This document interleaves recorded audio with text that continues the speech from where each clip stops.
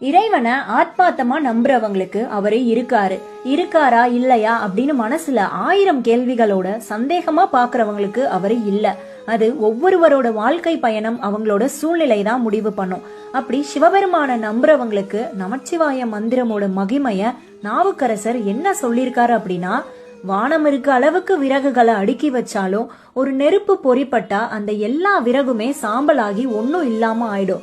அது மாதிரி இந்த உலகத்துல நாம செஞ்ச பாவங்கள் எவ்வளவு பெரிதாக இருந்தாலும் நமச்சிவாய திருநாமத்தை சிவனை உணர்ந்து மனசார சொன்னோம் அப்படின்னா பாவங்கள் எல்லாம் அழிஞ்சிடும்.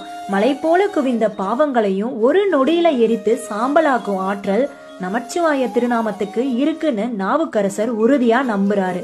விண்ணுற அடுக்கிய விறகின் வெவ்வளல் உண்ணிய புகிலவை ஒன்றும் இல்லையாம், பண்ணிய உலகினிற் பயின்ற பாவத்தை நன்னி நின்று அறுப்பது நமச்சிவாயவே.